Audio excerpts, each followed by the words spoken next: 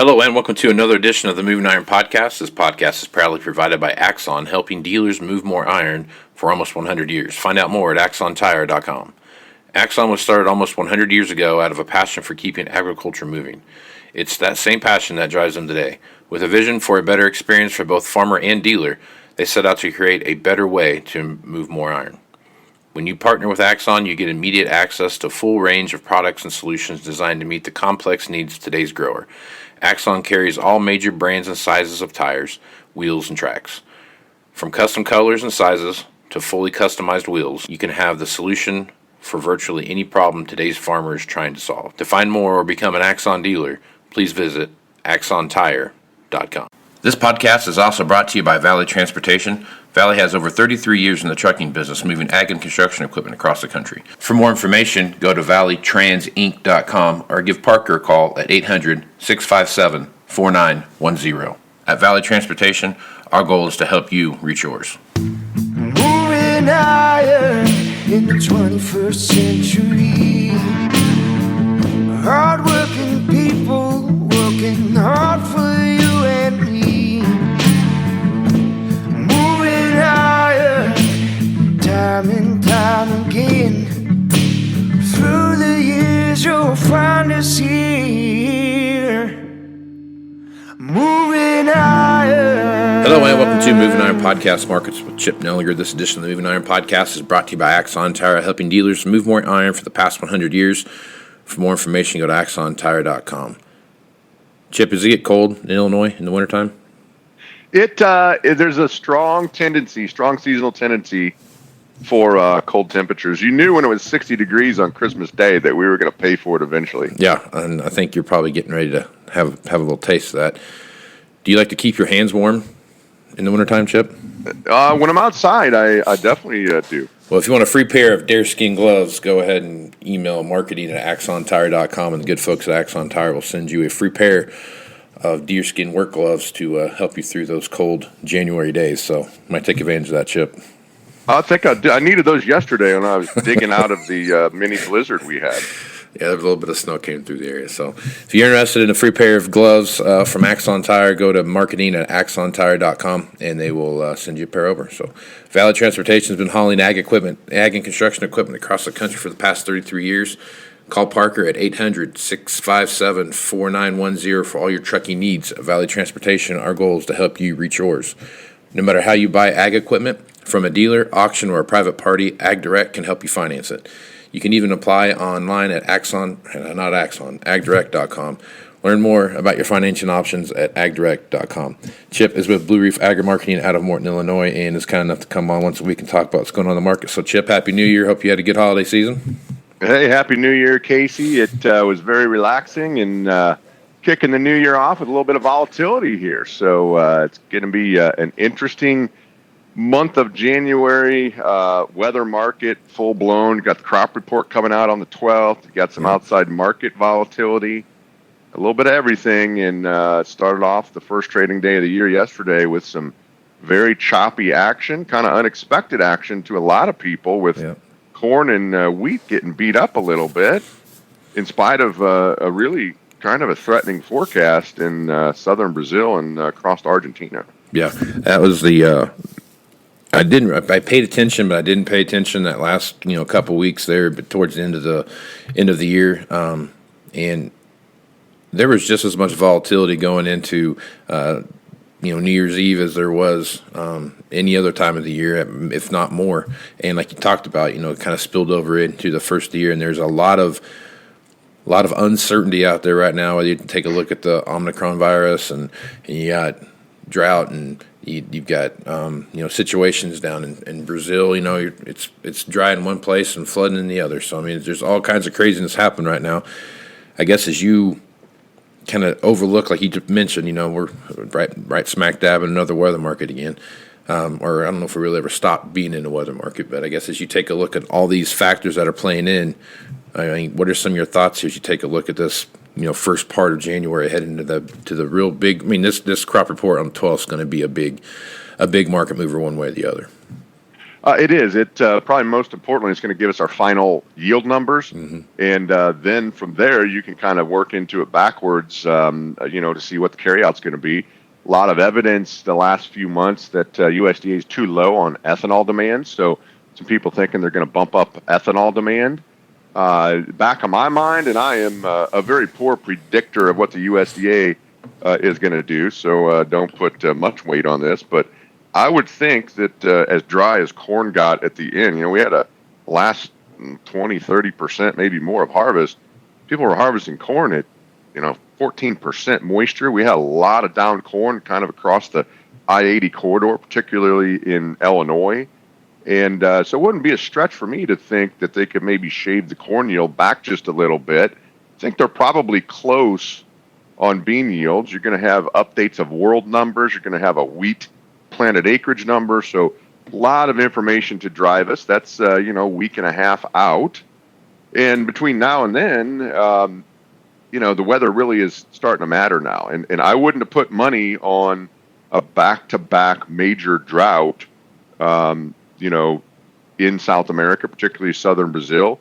But La Nina is still, very much in effect. And it does look like they've got some problems down there. A lot of private forecasters are already ratcheting back their production in Brazil, so anywhere from 8 to 10 plus million metric tons and counting.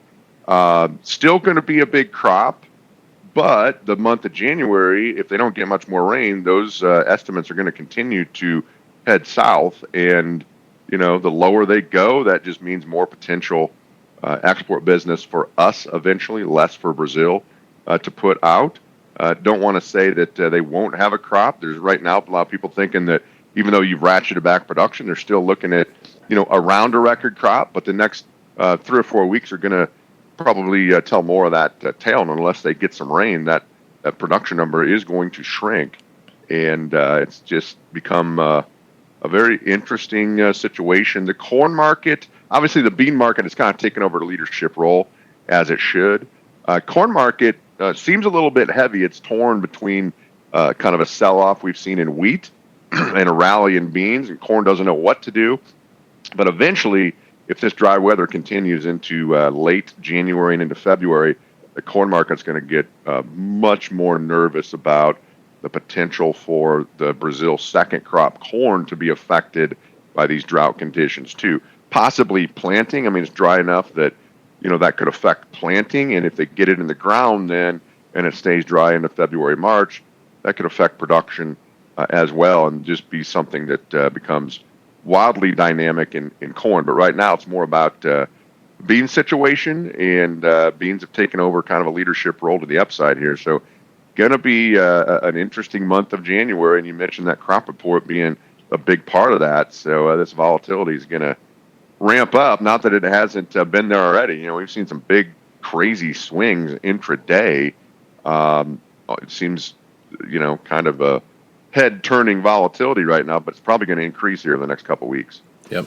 All right. So one other thing I want to make sure we hit on here, and just kind of, we're about 2-3 weeks past the big weather event we had down in Kansas and Oklahoma with the high winds, the dust and stuff that are blowing, and the ambient temperature and relative humidity and those kind of things. When that all took place, some 100-mile-an-hour winds across there, and then you throw, just a really bitter freeze on top of that. The hard red winter wheat, the next couple of weeks could really play a big factor in what we see happening right now, pricing. So, I guess what's your thoughts there? Yeah, I think it's the eternal battle between fundamentals and technicals on the chart. And the technicals are winning right now. You kind of have a lot of aggressive fund and chart-based selling, and kind of triggered a head and shoulders top, which would forecast much lower prices. But on top of that, you have the fundamental friendly conditions you talked about there. How much damage was done from that windstorm event? There was a little bit of snow in some areas. Is there enough snow cover to protect against some of these bitter freezing temperatures? And so I don't think we've heard the last of potential damage for the Kansas wheat crop in particular. But unfortunately, it seems like the the charts are in control right now, and the funds are, building up a short position in wheat based on the chart and the technicals being a little bit negative.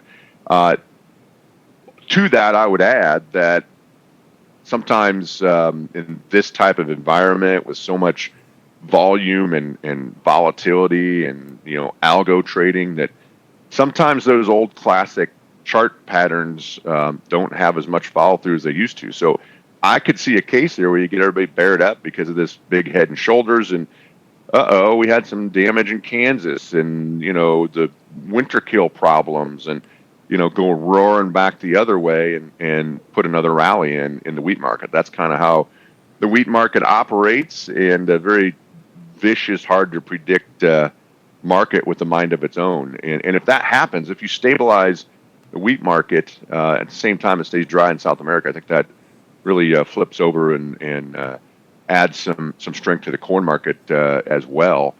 And going off on a real tangent here, Casey, if you look at kind of the spread activity, you knock on the door at 1290 new crop beans, can't even break north of 550 on new crop corn. If you're sitting there in the I states listening to this, you're saying, I'm going to plant corn, right? But if you're sitting in the I states, you probably also have a real strong possibility and sitting on some ground that can, raise 220 to 250 bushel corn. But in the areas that, you're talking 180, 190 bushel corn potential, beans are winning the battle right now and going to pick up a lot of acres, and unless something changes. So you throw that into the mix, and it's just a lot of uncertainty driving things here in this new year. We haven't even talked about the outside markets yet. Right. And that's the outside market thing. Is there's a lot of money flowing in and out of those markets here lately. I mean, there's a lot of just constantly moving around, and talk about volatility. What we see on the commodity side is one thing, but what we're seeing on the outside market side for volatility is dramatically higher than what we're seeing right now. So a lot of things to pay attention to on that front for sure. All right, let's bounce down and talk about what's going over in the proteins. Right now, wholesale beef, box beef, those kind of things has really kind of settled up there a little bit. We kind of saw some dramatic fall off there at the end. Biden's talking about, fighting fair prices with some different programs they have out there, and they're talking about some payments and those kind of things to offset some losses for poultry and beef producers. So I guess as you take a look at what's going on there, what are your thoughts? Oh my goodness, what are my thoughts? I think that obviously I'm cynical. Not that there doesn't need to be more competitive, open, free market. Maybe on the packing side of the equation, you've seen a lot of smaller, independent, packers try to enter the market here the last couple of years. More over the next year, 18 months. That's good to open those markets up. When you start getting the government involved, I get, just cynical that a lot of times when the government tries to intervene, it winds up, end result, bottom line, making it worse than it was before they open their mouths. So that's a fear that I have. But, anytime you can talk about more competitive, free, open, capitalistic, non-monopolistic markets, it's a good thing, right? That's I'm a free market guy at the at the heart of it. The pork side of the equation, this California nonsense market, the hog market, the pork market, trying to sift through that and find out what that means, and I think that's still, the jury's still out. Obviously, increasing, that increases costs, and then to that point, you start getting the government involved, and you have effects that typically aren't well thought out to begin with, and oftentimes causes more problems than what they're trying to fix. And I guess on the environmental side, that's fine and good. But if you're a hog producer out west, it just changed your world, right? Right. I mean, it just almost doubled your cost and competitiveness. And so the hog market's still sifting through that. It's going to take some time to figure out what that means. There's people saying, so you're almost going to have two different types of pork markets now. The the stuff that follows with that proposition in California, the stuff that doesn't. And so, a lot of changes happening there. And at the heart of the matter, I've thought for a while, and, again, this is just big picture and my 2 cents, that the livestock sector, I think, is set for good things in the first half of 2022 across the board. I think the feedlot side, is obviously going to battle higher feed costs in here, but I think things are going to look good. I think you're going to start shrinking supply a little bit here as you get deeper into the first quarter. I think the massive amount of cow slaughter that we've had is going to start affecting the feeder cattle market, cow market, kind of help breathe a little bit of relief into the cow calf guy this year. And I think the hog market's set for a decent year. You look out there at the summer months, and you're already over 90 in the summer months. I mean, second year in a row. I mean, so yes, higher feed costs, but we've got some pretty decent pricing out there with spring and summer cattle north of 140, and spring, late spring, early summer hogs north of 90. Things are looking pretty good out there, and I think they can continue to see an upswing into the first part of this calendar year. Yep. Yeah, a lot of moving parts out there, and to your point, I don't know too many times the government stepped in and made something better. So it's a especially recently. Yeah, it's been a struggle here of late for sure. Yeah. And I've rambled on a lot, Casey. I think something that's important, the first 2 trading sessions of this new year, you've seen Treasury bonds have a big move lower. That's inversely related to interest rates. Yep. So interest rates start the new year off higher. That's really put a rally in the U.S. dollar. So that speaks directly to inflation, right? The Federal Reserve has said that over the next year or so, they're going to have 2 to 3 interest rate increases. The bond market to start the new year is kind of hinting that that's the way they're leaning. So if that continues, if that's a trend that's just starting and interest rates are going to rise, that's going to bring strength to the dollar, and that could throw a little cold water on this inflation thing. But there's a tons of money flowing in and out of out of equities into commodities. That's yet to be played out. So the next couple of weeks are going to be interesting to see how much money flows into the commodity sector. Yep. Yeah, and that's where that volatility starts to play into all that. There's just the more money that flows in, the more chance for volatility that we're going to see, and which is a good thing. Volatility opens up the market to profitability. So it'll be interesting to watch this, especially after the report comes out on the 12th, what the money flow looks like. So a lot of things to pay attention to. For sure, it's going to get more interesting, I believe, and more volatile. And we talk about it all the time. More important to have a plan. Inputs have gone up, still profitable levels out there. Nothing like we saw last year for the 21 crop, but it makes it much more important to have a risk management plan, be ready to execute it, and be ready for the volatility that we know is coming to position yourself for profitability. It's possible. It's getting harder, and you got to have a plan. Otherwise, you're going to get chewed up by this volatility. Absolutely. And if folks are working on that plan, Chip, what's the best way to get a hold of you and your compadres over there at Blue Reef Agri Marketing? Yeah, best way is just give us a call directly at our office, 309-550-7213. All right, Chip, appreciate you being on the podcast, man. You bet. Thanks for having me on, Casey. Right on. I'm Casey Seymour with Moving Iron Podcast. Make sure you check me out on Facebook, Twitter, and Instagram. That's where you're going to find the latest editions of the Moving Iron Podcast. Also go to MovingIronLLC.com for the latest information on the Moving Iron Summit coming up in Nashville, Tennessee. That'll be September 6th through the 8th at the Hilton downtown Nashville. So if you're interested in checking that out, pay attention to the website for more information. I'll have that pretty much wrapped up here this weekend, so you'll have all that up there as well. So with that, I'm Casey Seymour with Chip Nellinger. Let's go move some iron, folks. Out. You want to have a meaningful competitive advantage to help sell more equipment. Whether you represent the sales, parts, or management department of an implement dealership, there's a surprising amount of complexity when it comes to tire, wheel, and track technology. Let Axon worry about that so you can get back to supporting your customers. Axon has leveraged years of experience to create a streamlined process that gives you a proven path to help today's grower and sell more equipment. The roots of their organization go back almost 100 years to the invention of the rubber tractor tire. Supporting agriculture is the number one driver of Axon, from product development through sales and service.